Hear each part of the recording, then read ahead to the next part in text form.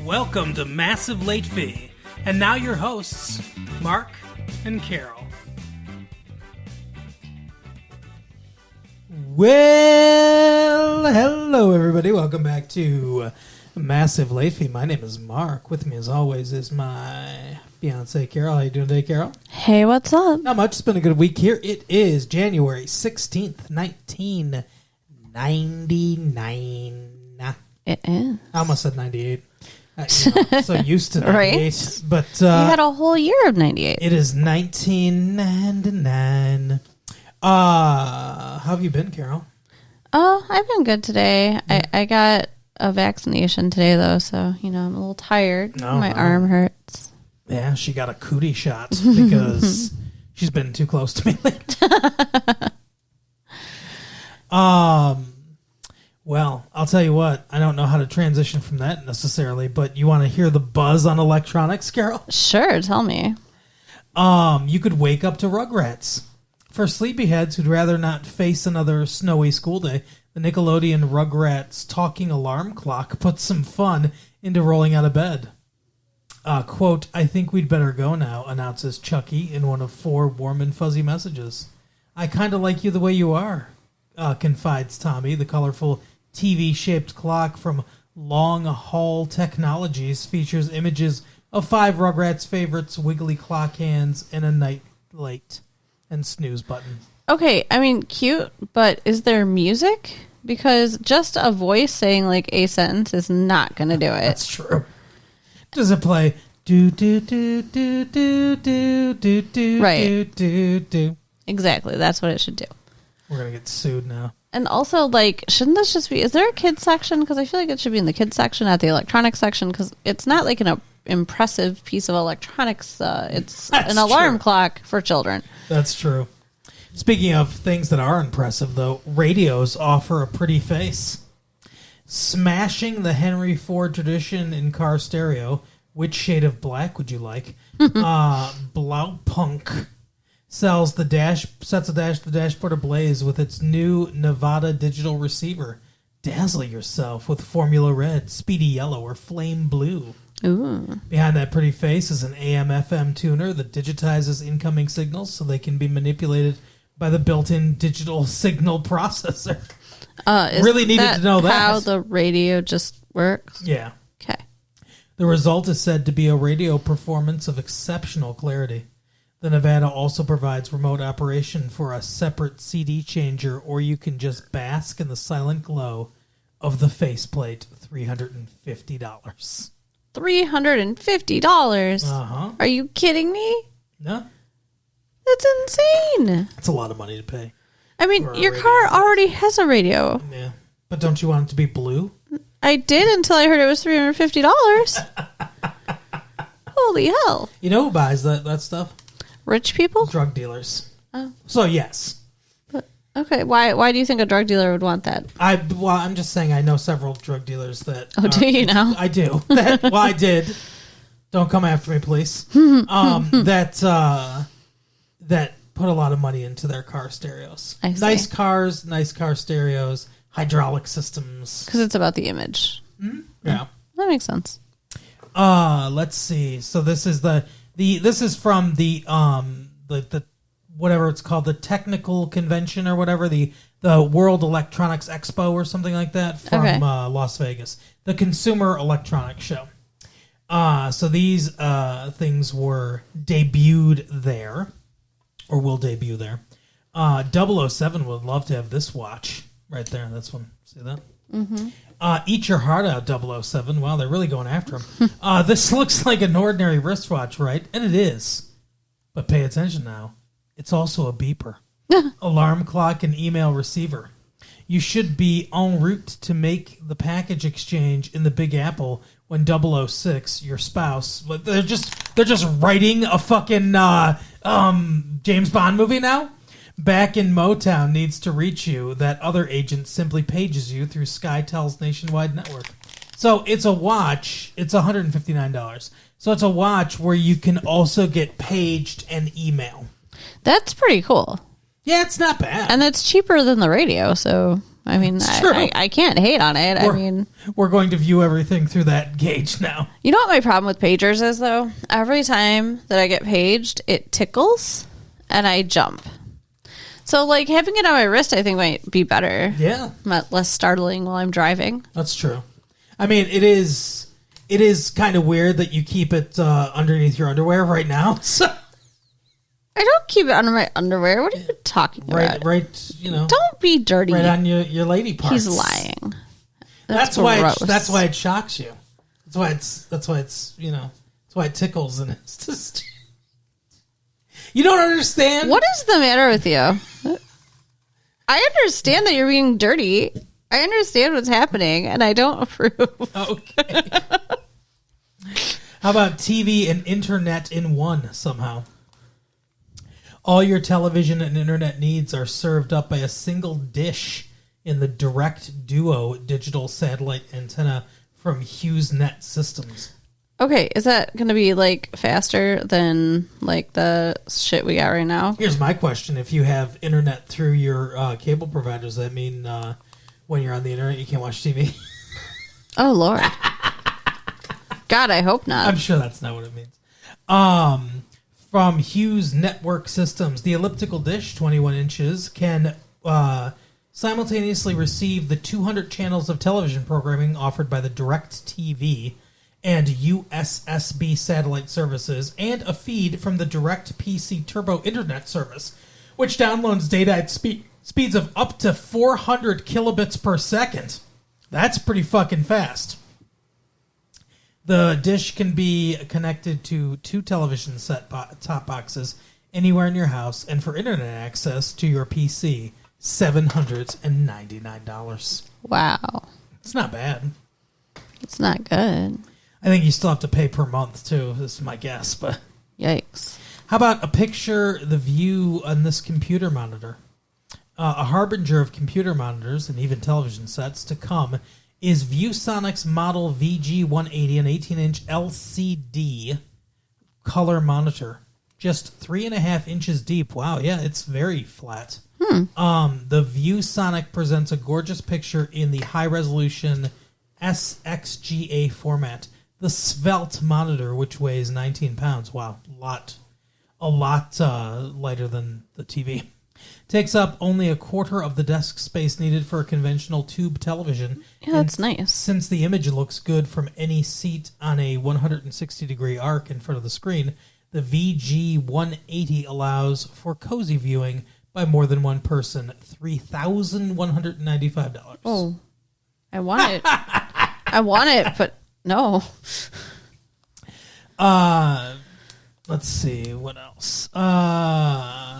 Some of the cool new stuff won't show up on stores until mid-year or later, and one of the most exciting prospects, a high-definition upgrade of the increasingly popular digital video disc DVDs, was only discussed seriously for the first time at the 99 Vegas show.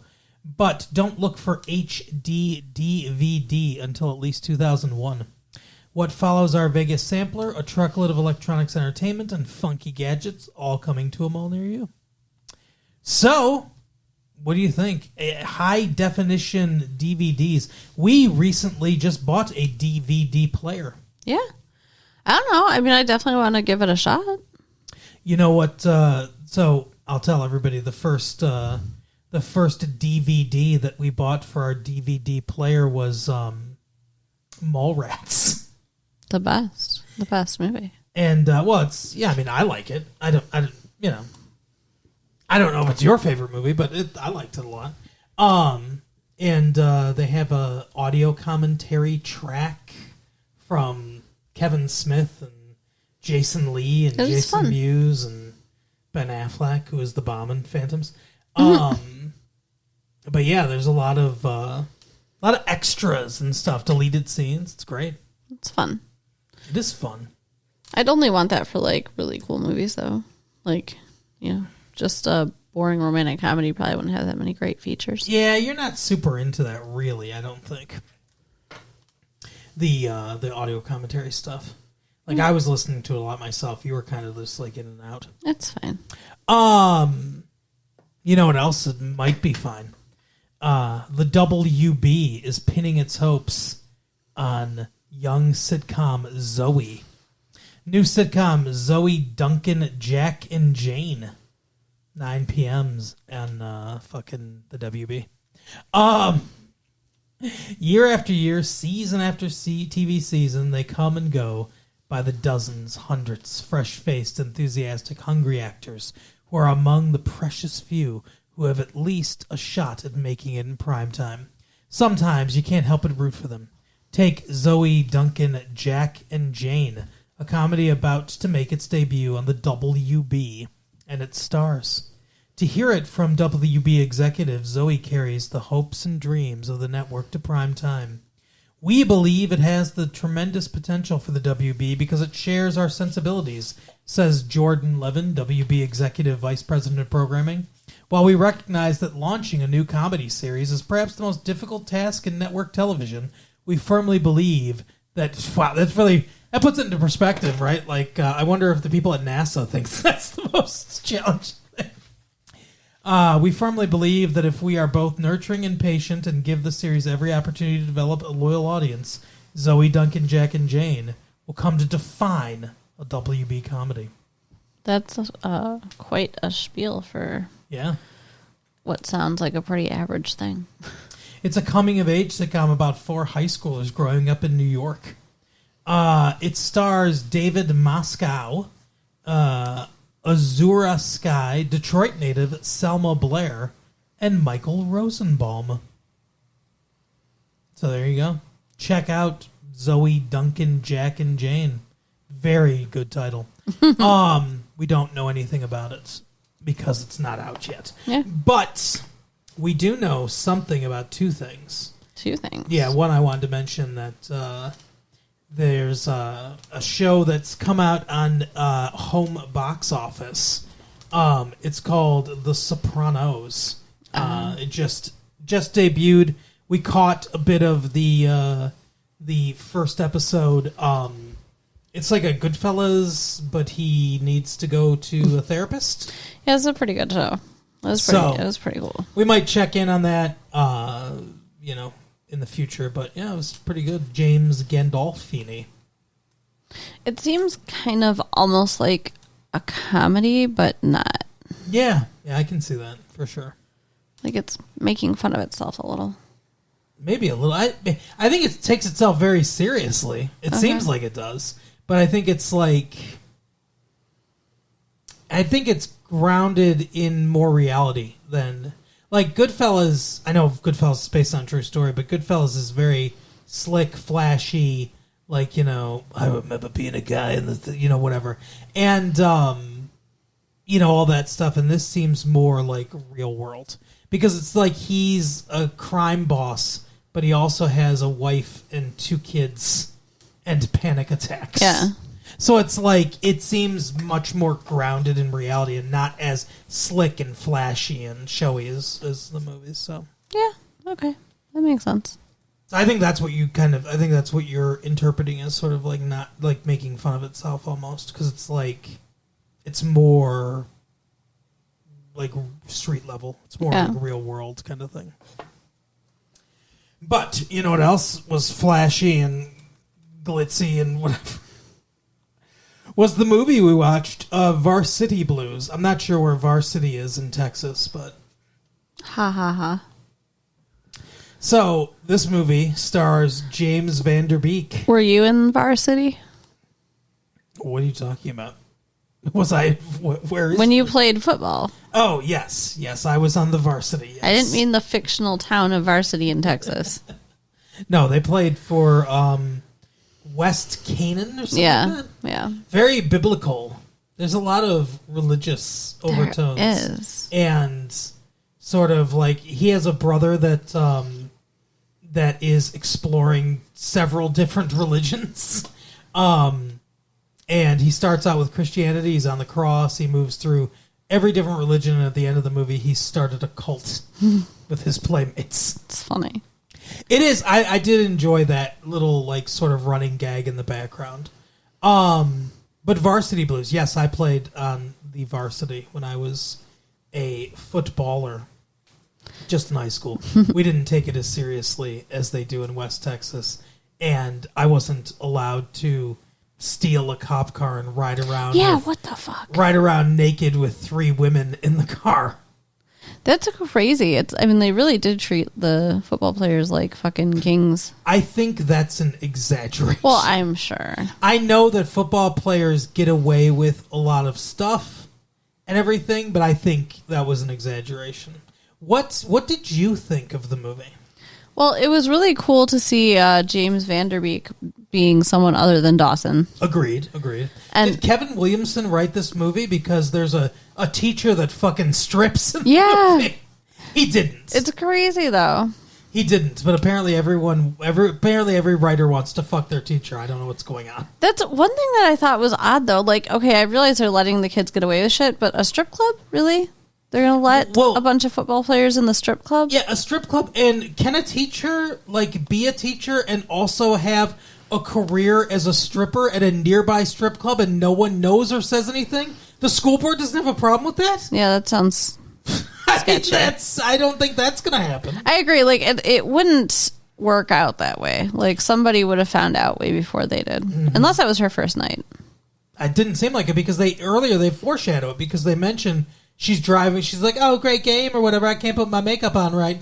Because, she's got her makeup, all smeared over her lips. It's the typical, I'm pretty, but, I don't know how to take care of myself trope. But she's like, good game, James Van Der Beek. And then she drives off, and he's like, that's a nice car for a teacher's salary or whatever. It's like, yeah, we get it. Oh, yeah. Okay. So she must have been doing it for a while, I would guess. Well, I don't know. We've been to a bar and where... she has a teacher's themed striptease, too. Yeah. We've been to a bar where the waitress was a teacher. Sure. But it was just over the summer. Yeah, so, exactly. They get other jobs. And being a waitress at a bar is not the same as being a stripper. That is very true. But this movie stretched credulity a lot of places, I think. But okay. What did you think of the movie, Carol? I enjoyed it. I thought it was a good movie. Yeah. I was a little bit lost sometimes because they went a little too heavy on the football. Yeah. I realize it's a football movie, but there were things that I didn't understand. So I'm very mixed on this. Yeah, you're not sure if you liked it or not. I assumed you loved it. No, I'm heavily mixed on this movie. Okay. Scott Conn creeps me out in Who's this that? movie. Tweeter. Okay. The one that's naked half the movie. Right. Where he's got a tattoo on his ass and he's supposed to be 18 or whatever. Right. And he's hanging out with sophomores that are going to tongue bathe him or whatever he said. He mentions he has a few different lines where he's talking about drugging women and having sex with them and it's all very disturbing. They make light of it, and everything. James Van Der Beek's like, oh, are you going to like prison or whatever? They make it seem like, oh, that's not cool or whatever. But still, it's I don't know, it's kind of disturbing. But what I like about the movie is it's a sports movie from an outsider's perspective, kind of. Because James Van Der Beek doesn't care that much about football, because he's not a starter when the movie begins, we kind of get, we see a lot of the movie from his eyes, I suppose, but we have a little more of it's more of a objective, the movie shot in more of the objective point of view, where we're, just observing a lot of these events going on. And so we have, an outsider's point of view on West Texas football, which is obviously nuts. And so we learn a lot about it instead of instead of being in the huddle, quote unquote, for the whole movie, we're learning a lot of things as the movie goes along and sort of being immersed into this world. And I liked that. And it's not the message of the movie and everything isn't the fucking glory of sports and stuff like that. There's more to it than that. But some of the stuff I didn't like about it is, first of all, like I said, I think it really it goes a little too far with some of the shenanigans these kids get. Yeah. Like literally drinking on the field after the game and stuff like that, and like it like I think that goes a little too far. It stretches it so far it makes it unbelievable in a lot of different places. So I didn't like that. The other thing too is that the movie moves along at a decent clip and everything, and there are good scenes. There are very good scenes in the movie. But they don't ever really seem to build to in my mind. There's a kind of lack of cohesion, I think, in the storytelling, where we're moved along, but the movie feels more like a set of scenes of things that happen. There's one moment in particular where the main quarterback, the guy from Pleasantville, Paul Walker, gets hurt, and Jonathan Moxon, James Vanderbeek, takes over. And then we have a party afterwards. We have Tweeter driving around naked with the girls. We have James Vanderbeek going to the store and getting beer. We have them at the hospital after the injury, after the game. We have him talking to his girlfriend. Like, all those things happen, and it's all the same nights, and it doesn't feel like that. It feels like when we're at the last scene of that night, and he throws the rock at the window, and he was like, "Hey, I just wanted to talk to you or whatever. What's going on with, Lance?" And she's like, "Oh, surgery went well. He's going to have another one in a couple weeks or whatever." He's like, "Yeah, it's been a weird night." And I'm like, this is the same fucking night. And he's got the beer that the guy gave him at the party store or whatever they call it in West Texas, convenience store, that he gave him from earlier in that night. So it's the same night. And it's like, it didn't feel connected, really. And it just felt like good scene, but it doesn't feel like tension and story is building as it's going on. That's how I felt about it. Interesting. I mean, I didn't really have that same feeling. It didn't seem weird to me that it was the same night. And I think it was obvious that it was the same night because of what you said. Like, he's walking around with the beer. The kid stole the cop car from the party and then is in the cop car. Like, I don't know. I felt there was enough interconnectedness. But yeah, I mean, there's like I said, there's interconnectedness or whatever, but it doesn't feel like anything's building towards anything. Yeah, I guess. I mean, like, the end of the movie, they won the championship, but like, he didn't really care about that. The only one who cared about that was the coach in the first place, and it was more about like getting rid of the coach, which I also kind of have a problem with in a couple different ways. First of all, it comes out of nowhere. Where I mean, it doesn't. Really, it doesn't come complete. Calm yourself. It's just like, I don't know what the fuck you're saying. It doesn't come completely out of nowhere, but like all of a sudden he's like, "No, I'm standing up to you. Fuck you." And everyone else on the team's like, "Yeah, we're gonna follow this guy." That didn't come out of nowhere at all. At all. Okay. Like, in the very beginning, we see the coach is giving the guy who got hurt those cortisol shots or whatever. And then, like, the one guy gets hurt again, like, he falls on the field and, he gets, like, I don't know, concussion or whatever. Billy Bob, yeah. And, like, everybody on the team is seeing this shit. Like, everybody knows what's going on. And, like, at the end when James Vanderbeek's like, we play sick, we play injured, like, this has been something that's going on in the team. I guess. It's obvious he does not care about them based on the way that we see in these few scenes the way he treats them. I mean, like, I think they were foreshadowing and building that the whole time.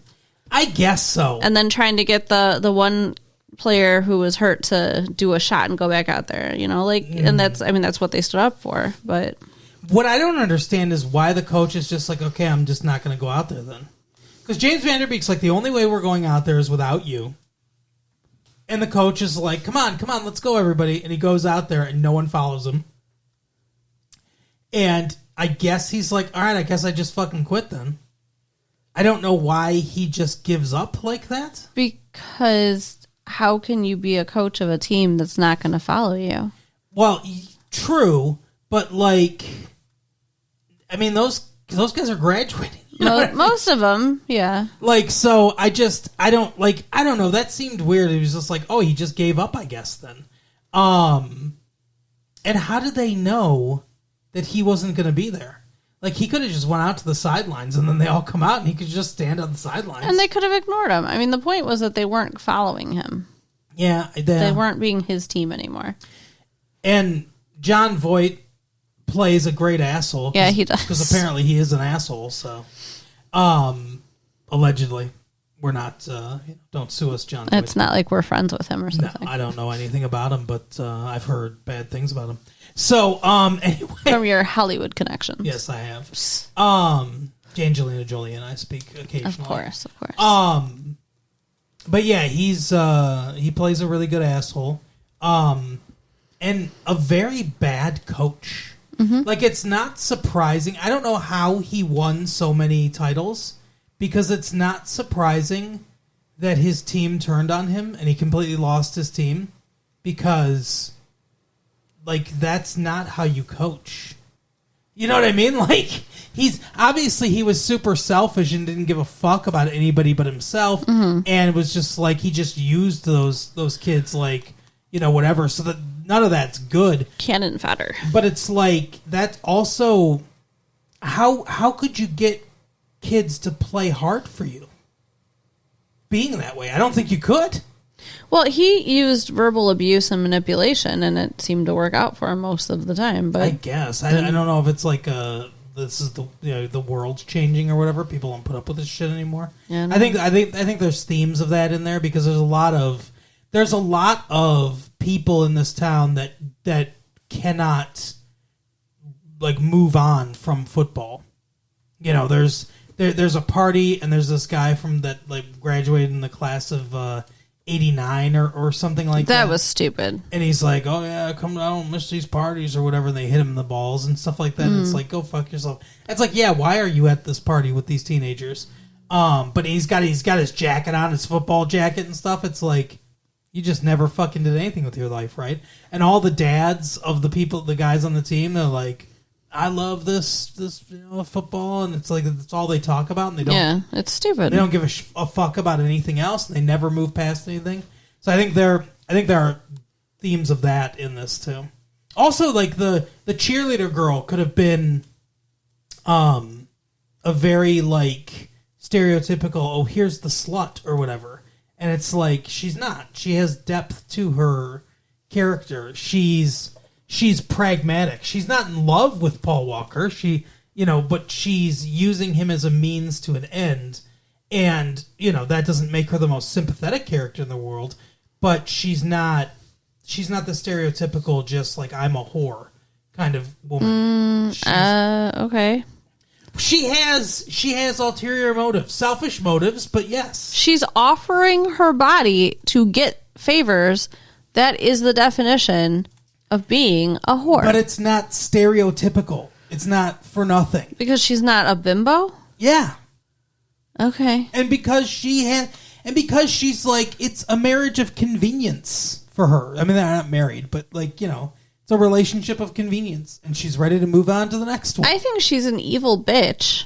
I'm not saying she's a good person. I'm saying it rises above what would stereotypically be in a movie like this. What did you think of the whipped cream bikini? I mean, it was fine. I don't find that actress particularly attractive, so if it was a more attractive actress, it would be a more alluring scene. If you wanted to try out a whipped cream bikini for me, I mean, I wouldn't say no to that. Okay. We'll see. Yeah. It looked like he was going to, like, grab her when they started kissing, and I'm like, that's just going to be so messy. Like, Seriously. He had all his clothes on, and she's just covered in whipped cream. Start licking, Dawson. That's what it's there for, sir. Right. But, yeah, what did you think about that? She is, like, seriously coming on to him. Mm-hmm. Ever since Paul Walker gets hurt. Because she's a psychotic bitch, yeah. His girlfriend is the brother of Paul Walker. The sister. Yeah, his girlfriend is the sister of sister of Paul Walker. Sorry, and he's like, oh, I can't, whatever, and he says to himself, he's like, I'm always the good guy. I always do the good things. It's almost like he's rejecting Dawson. He's like, I always do the good things. Let me be a different character in this movie. Yeah, and he picks up condoms and goes over to her house. What do you think of that? I think that he was being a shitty person. Yeah. I mean, like, that's awful. Especially when he's like, I can't do this. I think I might love my girlfriend. You don't love your girlfriend. If you're getting the condoms and going over there to cheat, and then you're like still like, and then you're also like, I'm not sure. I think I love her. Then you don't. Yeah, exactly. I don't know. I didn't really love any of the characters in the movie. And that's another problem I have with the movie, is who are we rooting for? I guess we're rooting for James Vanderbeek, and it's like, yeah, I mean, cool, whatever, but, like, it's hard to root for someone that, like, actively doesn't give a fuck about what he's doing, like the football and stuff like that. And it's like, it's hard to root for his girlfriend because his girlfriend's like, oh, you shouldn't enjoy this football stuff. Yeah. What the fuck? Like, I get saying, like, she's afraid that he's going to end up like every fucking loser in this town if he enjoys it too much, which I get, but, like, she's acting like, oh, this shouldn't be enjoyable for you at all. I mean, that's a little ridiculous. Well, and like the scene that broke them up was crazy to me because they're in the school hallway. Yes. And he's just talking to this cheerleader chick who he just saw in her whipped cream bikini and had kissed. And she just kisses him on the lips. And he kisses back. Like, he should have pushed her away. Yeah. But he didn't, because he really wants to fuck her. He should just fucked her. Yeah. Well, he was like, because he was like, too, when she was in the whipped cream bikini, and he was like, I can't have sex with you. And she's like, I want to get out of this fucking town. And he's like, you get straight A's, remember? You can get out of the town. And she's like, oh, yeah, that's right. It's so weird. Yeah. You can get out of here on your own. And then she was like, oh, hey, thanks for reminding me of that I get straight A's. And he was like, yeah, it's cool. And then they kiss each other. And then his girlfriend sees it. Yeah, it's weird. Their relationship is ill-defined. Yeah. Because it seems like they're together, and then, like, later she's like, we had a nice thing. Like, we had like, a nice casual thing. Like, it seems, I don't know, the whole thing is, like, very ill-defined. Yeah, agreed. So, I mean... And then they're vaguely together at the end. Oh, because she kisses him on the field? Yeah, don't you think that means that they're vaguely together at the end? Yeah, it seemed like they were getting back together. But he's about to go off to Brown, and she still has another year of high school, so they're not going to stay together. Fuck no. Are you serious? He almost had sex with Allie Larder, or whatever the fuck her name is. You don't think he's going to fuck the first nerdy chick he sees at Brown? Exactly. Yeah, that relationship is going nowhere. Yeah. And the other thing, too, is I guess this is okay. It doesn't feel like it needs it. James Vanderbeek opens the movie with narration, and then he closes it with narration, like it's fucking Stand By Me or something like that. It's like, I'll never forget the people, Billy Bob ended up eating himself into an early grave. Did he say that? No, but like it's like one of those things where it's like, Billy Bob fell into a vat of pork sausage. Okay, what happened to Billy Bob? I don't remember, and you're freaking me out. Okay, he doesn't say. He just says Lance, which is Paul Walker's character. Lance became a coach. Lance found his love of coaching or whatever. He got injured for life, but he's going to be a good coach. I feel like something more should have happened with Billy Bob because he kept passing out. Yeah. And then he's like, hey, I got a CAT scan or whatever. I got my CAT scanned. Is that what he said? Yeah. And I'm good to play. So why were you passing out? Yeah, what happened? Like, you had a concussion, but it resolved itself? Like, what, which happens. But it's like, we needed more information on that. Yeah. That's a big issue for the first half of the movie. And then the second half of the movie, the writer's like, oh, wait, we need him on the field, though. He's fine. Yeah. So I think that should have been more of an issue. Yeah, there were things that I didn't feel like I said, that's one of those things where I didn't feel like it built towards something. There were story threads started and kind of abandoned. Yeah. I really liked the soundtrack, though. The soundtrack was it was really great good. Soundtrack for sure. And I thought James Vanderbeek was fine doing doing his best attempt at a West Texas. Oh God, that was awful. I don't want your life. That was a better Joey Potter. That was a better West Texas accent than he did. That was me trying to do a bad one too. Yeah. You know, if you want a good West Texas accent, you know who you got to listen to? Matthew McConaughey. All right. That's a West Texas accent right there. Yeah. That little sing-songy. I thought he was from Georgia. No, he's from Texas. Oh, okay. He's a Texas boy. All right. Anyway, so that is the movie. I guess I would give it a tepid recommendation. Yeah, I mean, it's kind of worth seeing on the big screen, because especially if you like football, because there's a lot of football, and there's the whipped If cream you like bikini. boobs. There's a lot of boobs. Yeah, there's a lot of that. There's a stripping scene and everything. Yeah, the stripping scene's hot. Yeah, I agree. So yeah, I would waste the time and money to see it in the theater again. Yeah, I think it's worth it. It's not going to win any awards, but it's a fun movie. If you don't think about it too hard, I think it's a fun movie. Yeah. But anyway, that is the episode for the week. Carol, tell people things and stuff. So you can write us at latefee1994 at AOL.com. Yes. Check out our website at www.retrolatefee.com. Uh-huh. And share the tapes with your friends. All right, we'll see you next time. Bye. Bye.